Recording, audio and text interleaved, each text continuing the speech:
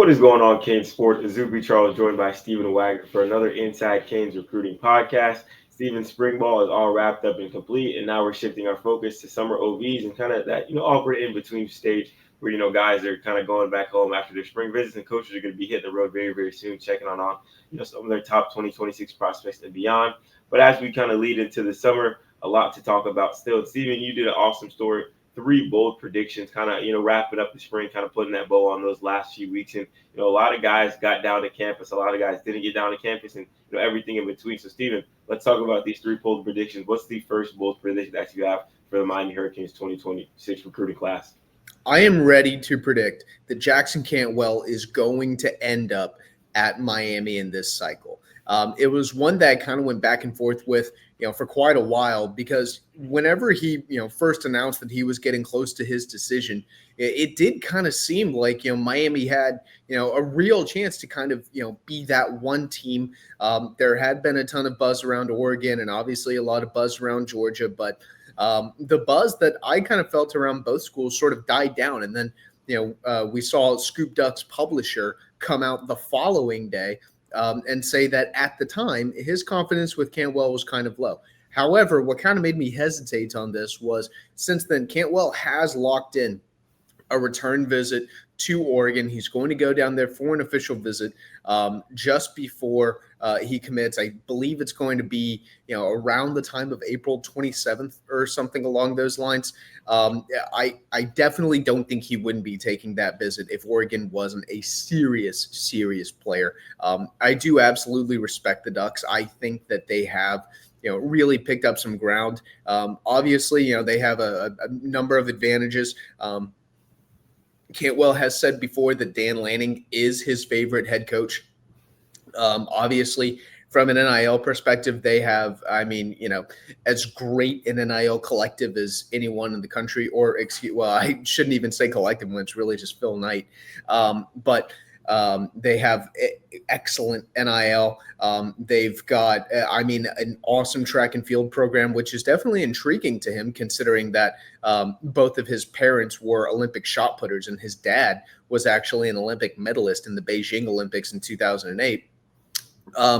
But I ended up going with Miami because kind of the way that Steve Wiltfong said earlier this week on Josh Newberg, what if he's going out to Oregon just to make sure that he sees everything that he wants to see before he pulls the trigger on Miami or Georgia?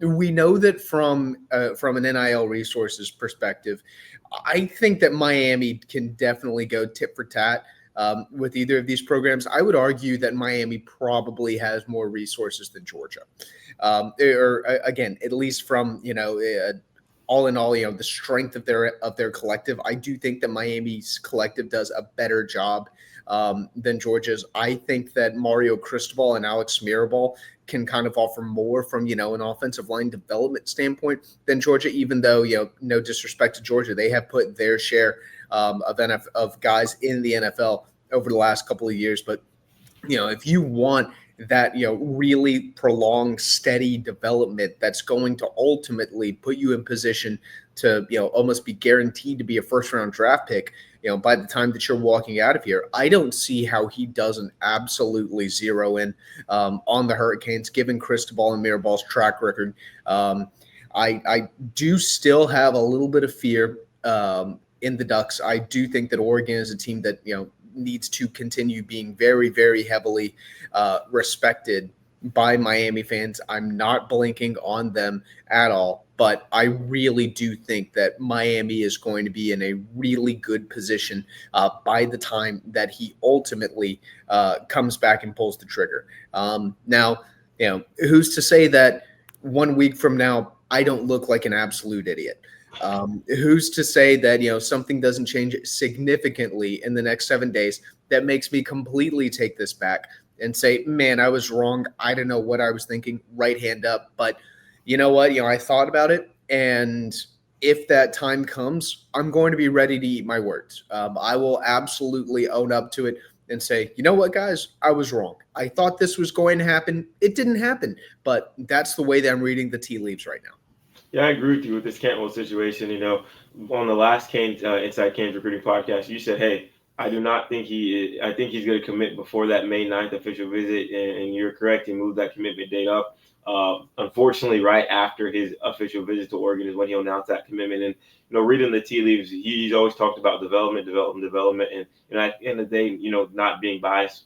Obviously, we know about Coach Cristobal, Coach Mirabal's track record. If you scream development, it looks like Miami's that likely destination. But the Oregon Ducks are making things interesting by getting him on campus for that official visit during their spring game. And I agree with you. At the end of the day, I do think it's going to be Miami. Obviously, a bit of a tougher fight than we thought previously. But the Hurricanes have done an excellent job of not only recruiting Jackson but his family as well. Like you mentioned, both of his parents were down there for that spring visit that he took. And with that type of background with two Olympic parents, obviously Jackson Campbell was a prized possession, the number one recruit in the 2026 class. And Miami's going to go all out to land him, a guy that they think can come in and make an instant impact for the Hurricanes.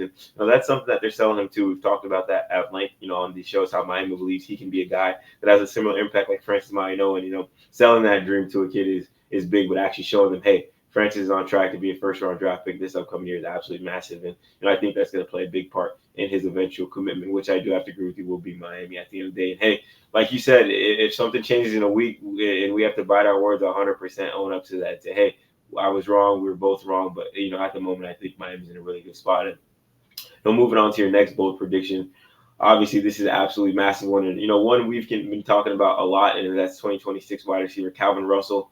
During Miami spring game, apparently he was up at Syracuse for their spring game instead. And, we've talked about this at length. Fran Brown is absolutely recruiting the heck out of Calvin Russell. And, I've been on the kind of the same wavelength as you. I think the Orange are setting the pace in this recruitment. I think he's eventually, is going to come down to Syracuse or Miami. And if I'm a betting man, I'm, putting my chips on Syracuse's side right now. Just talk about that bold prediction with Calvin Russell and where you think he lands in the 2026 class. Well, we know there are guys who, are definitely higher on Miami than Calvin Russell is on Miami. And kind of the way that I looked at this was if Calvin Russell really, really wanted to be a Hurricane, would he have come down to Miami once for their first spring practice and then, we haven't seen him since? Would he have decided to go all the way to upstate New York, Syracuse, New York, instead of coming to Miami spring game, which is 20 miles from less than 20 miles from his house? If he was really gung-ho on the Hurricanes and said, man, I really want to come to Miami, because there are guys who, Miami is in their backyard, and they made sure that they were frequent visitors on campus this spring. Heck, we've even got some guys like, Blake Stewart, the 4-star safety out of Georgia, or Nye Carr, the 4-star running back out of Georgia, who are both really, really high on the Hurricanes. They both flew from Georgia to Miami on 2 separate occasions this spring to see the Hurricanes. Jay Lamar was down here for 2 multi-day unofficial visits this spring. Then you've got other guys, like Samarian Wingo up in St. Augustine. He came down to basically spend his spring break with Miami, kind of the way that Justin Scott spent his spring break with Miami a couple of years ago. That's what Samarian Wingo did. And then on top of that, Wingo came back down again for the Hurricane spring game. That to me is a guy who, really wants, or at least is, showing that he wants to be at Miami. He's giving us reason to really believe that he wants to be a Hurricane, or he's at least very, very heavily willing to consider that he wants to be a Hurricane. Calvin Russell got down, I think, at late January or early February. Then he came down for Miami's first spring practice. We have not seen him on Miami's campus since. Again, I think the fact that he went all the way to Syracuse, New York, instead of coming to Miami for their spring game, I think that's kind of telling of where things are kind of sitting right now. Again, if he really wanted, to come to Miami's spring game, he just would have. If he wanted to visit Miami's campus more, he would. But the fact is, right now he hasn't. That's not to say that Miami doesn't have a chance, but I do think if you kind of, if you're honest with yourself and you read the cards, I don't think any Hurricane fan can be too confident about their chances to land Calvin Russell. Now, I do know Miami is going to play the long game. They are going to chip and chip and chip away all the way until signing day. No matter what he announces, when he announces it, heck, he could commit to Miami tomorrow. Miami will keep their foot on the gas with him until signing day. He is right there at the top of their board. He really is as high as any receiver on their board this cycle. I'd say, heck, Tristan Keys is obviously an important recruit, but Tristan Keys isn't within 20 miles of Miami's campus, and they are absolutely hell-bent on making sure that they do not allow this kid to leave their backyard.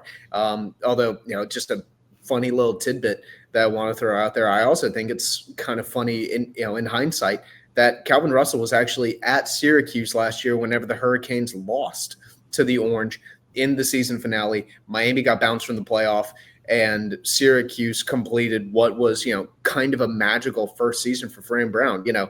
Calvin Russell was there. He saw all of this stuff. And so, not only does, Fran Brown, kind of have the pitch of, hey, you can kind of get away from Miami a little bit. He can also pitch not only does he have the pitch that you can get away from Miami, you can kind of do something different.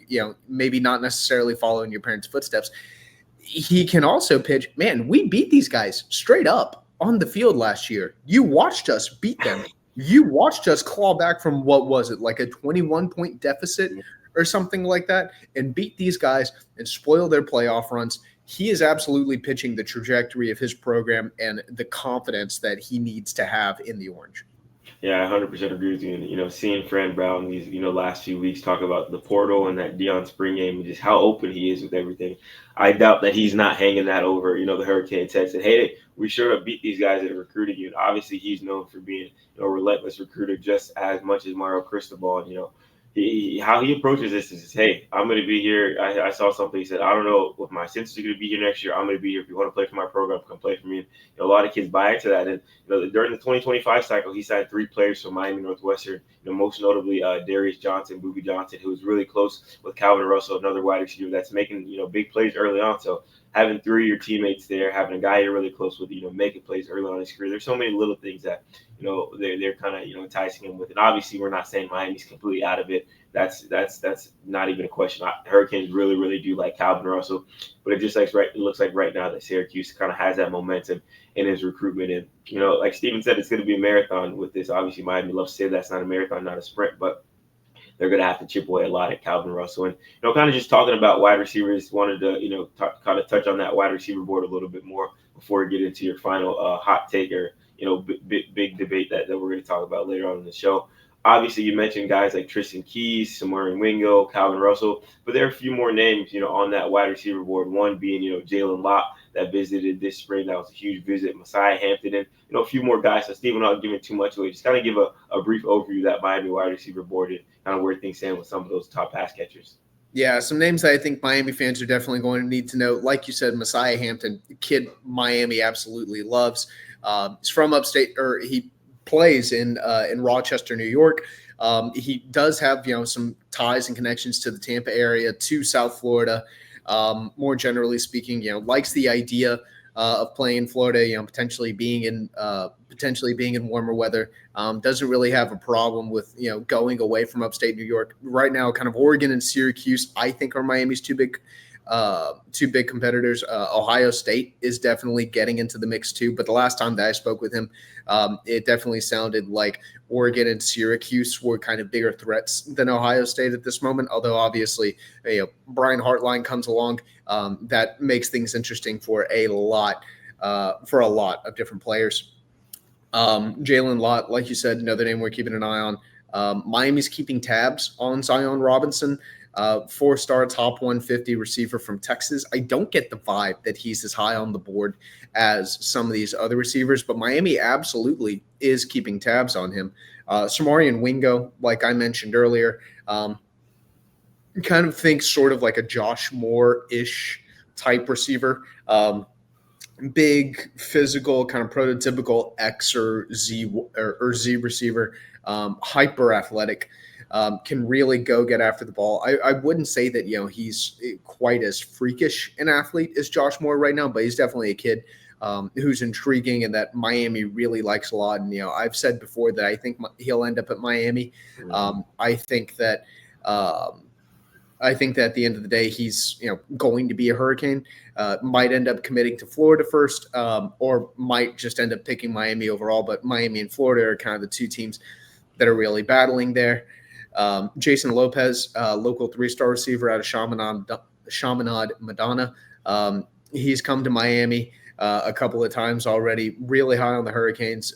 Miami's making a really big push for him. The other two in-state schools are making pushes for him too. And he's been a guy whose stock has kind of, consistently risen throughout the spring. He kind of projects as sort of, like a prototypical, slot receiver. Kind of think, Xavier Restrepo-esque. We already touched on Calvin Russell. Tristan Keys is a guy, Miami's going to keep throwing the kitchen sink at. Top 5 player in the country, number 1 receiver in the country. Miami's going to do absolutely everything they possibly can to try to get Tristan Keys to flip from LSU. And then another name that I definitely think fans should know is going to be Jace Matthews, 3-star receiver, or 4-star receiver, now a top 30 receiver from the state of Mississippi. Ole Miss is going to fight like hell to keep him in the state. Bunch of SEC teams too. I think are going to be, the really big competition, but, Miami absolutely is, right there. And then, one final guy that, I do want to mention is Corey Barber. He's from Alabama. Hurricanes really do like him a lot. They're making a good effort for him. But right now, if I had to pick where I think he'll end up, I would lean toward an SEC school. Yeah, no, and all these names are guys that have been on campus, have been around Coach Kevin Beard this spring. And, that the 2026 wide receiver class is a pretty good one, obviously, with Tristan Keys kind of leading that group. There's a lot of talented guys the Hurricanes are after. Obviously, a local guy like Jason Lopez, who, like Steven said, his stock has continued to rise. A big showing at the Under Armour camp earlier this spring, kind of put him on the map nationally. A lot of national guys started to see him. But, we've been watching him make plays these last 2 years in South Florida. The kid's an absolute stud. And, all those names on that wide receiver board are really, really good prospects. And, guys we're going to continue to monitor, and guys that, you fans at home could really start tuning into and kind of saying, hey, these are, realistic guys that we could potentially see land in that 2026 class. And, to close out the show, we'll talk about just that, Steve. Another bold prediction for you. The 2026 class will have a large number of commits by the end of the summer. Kind of just talk about where do you think they stand and, what to expect this summer when commits start rolling in. Yeah, I think Miami's going to find a way to get 20-plus commits in the class before the start of this fall season. Right now, the Hurricanes are at 9.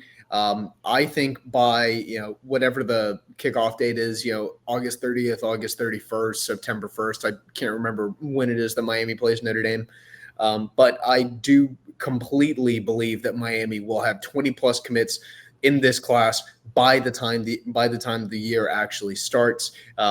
I could see Miami getting, maybe 1 or 2 commits in May, but then in June and July, I really think they are going to come flooding in. I think Miami will get the bulk of its class this summer, June, July, and, maybe a couple in August. I know some kids, are probably going to want to announce on, these ESPN showcases that they have that, kind of take place in sort of like the college football week 0 sphere. I would, kind of think that, a couple of kids are probably going to want to make their announcements on television. So I'm figuring Miami could pick up maybe a couple more kids there. And then after that, I'm betting Miami will probably get, 4, 5, 6 additional guys or something like that at points throughout the fall. Miami has done a really, really good job pacing themselves in this marathon as opposed to, in the last couple of years, like that 2024 cycle, whenever I was first here, it felt like Miami was kind of, jogging.